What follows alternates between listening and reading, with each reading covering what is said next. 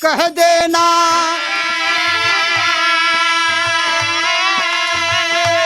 हमारा भीम बाबा से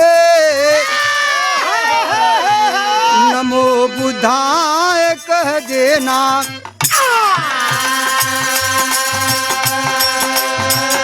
बताई जो दिशा बाबा अरे उसी पर है अटली हम सब। प्यारे मेहरबाई से हुलसाए कह देना। हमारा भीम बाबा से नमो बुद्धाय कह देना।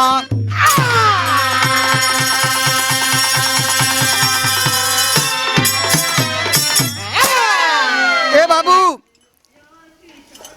ये गीत हमारी टैलेंट नगरी के माध्यम से भेजी जा रही है।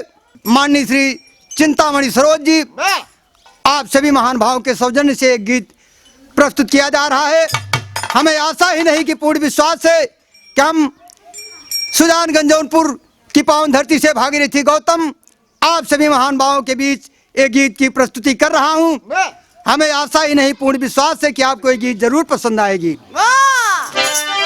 लेकिन कहना है, एक दुल्हन अपने पति से यही बात कर रही, क्या करे मास्टर जी?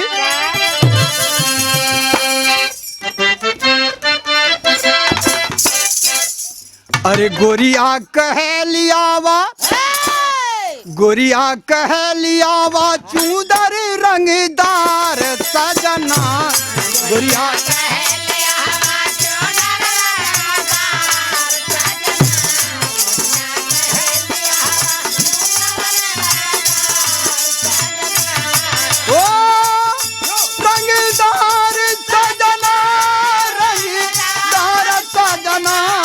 गोरिया कह लियावा चूदर रंगदार सजना।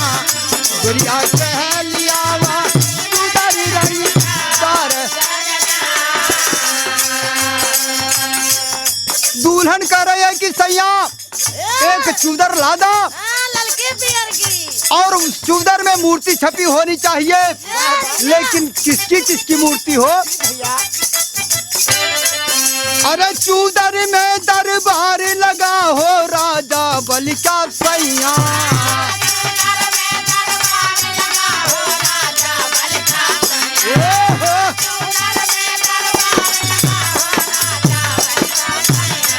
अरे राजा बलि का सैया, राजा बलि का सैया।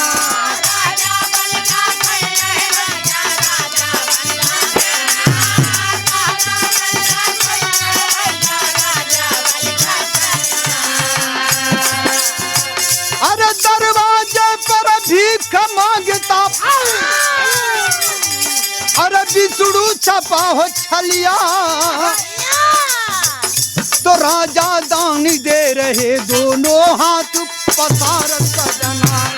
राजा दानी दे रहे दोनों हाथ पसार सजना।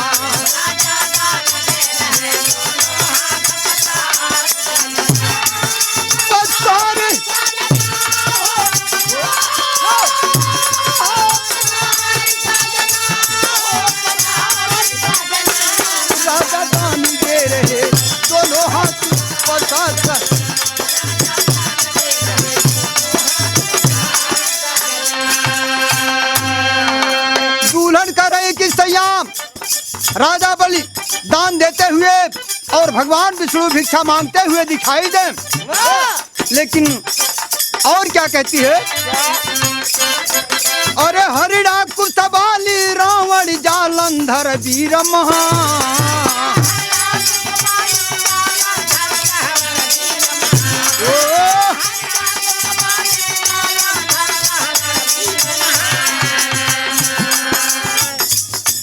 अरे कुंभकर्ण खड़े दूतन योधा। अरे मेघनाथ बलवान।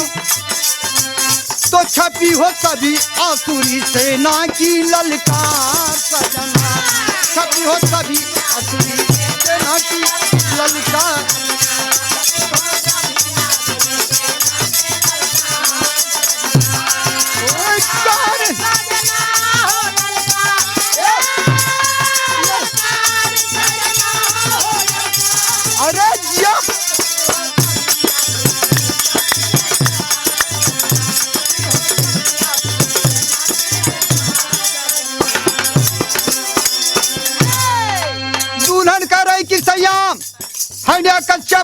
बाली रावण आदि वीरों की मूर्ति छपी होनी चाहिए।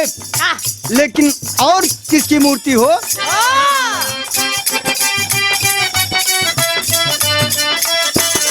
अरे स्वामी अच्युतानंद कबीर रविदास गुणों की खानी। ओहो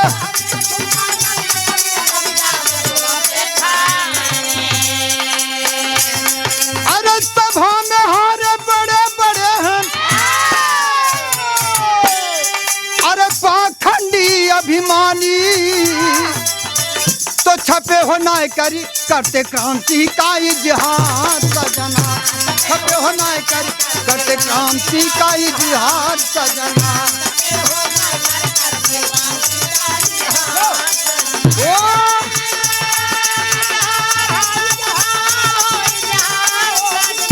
छपे हो ना करी करते क्रांति का इजहार सजना।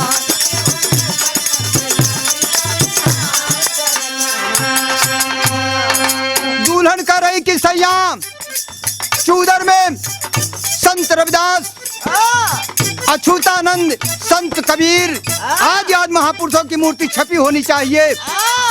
लेकिन चूदर के बीचों बीच किसकी मूर्ति हो? अरे विद्यासागर भीमराव का चित्र बीच में सोहे।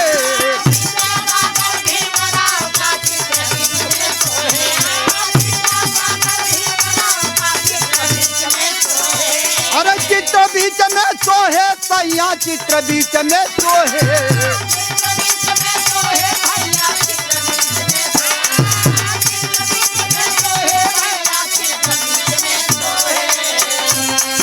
अरे संविधान की पुस्तक जिनके अरे कर कमलों में सोहे, तो जिसने दिया सभी को समता का अधिकार सजना। जिसने दिया सभी को समता का अधिकार सजना। जिसने दिया सभी को।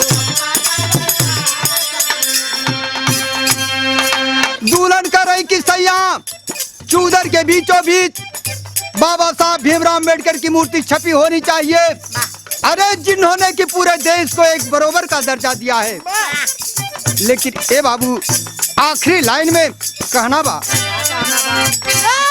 अरे चूदर में हो छपा निराला सारनाथ काशी।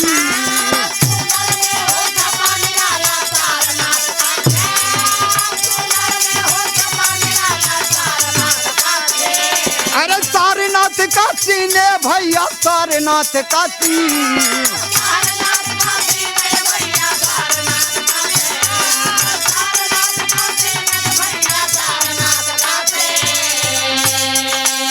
सारनाथ वाराणसी में है बाबूजी, जहाँ की भगवान बुद्ध ने पहली स्थापना किए थे। अरे चूदर में हो छपा निराला सारनाथ काशी।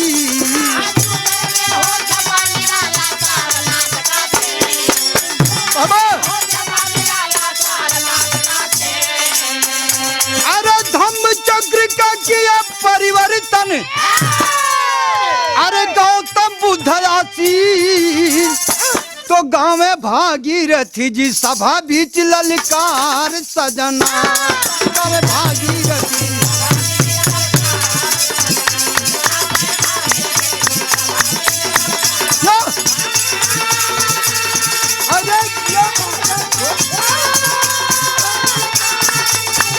हो ललकार सजना। गाँव में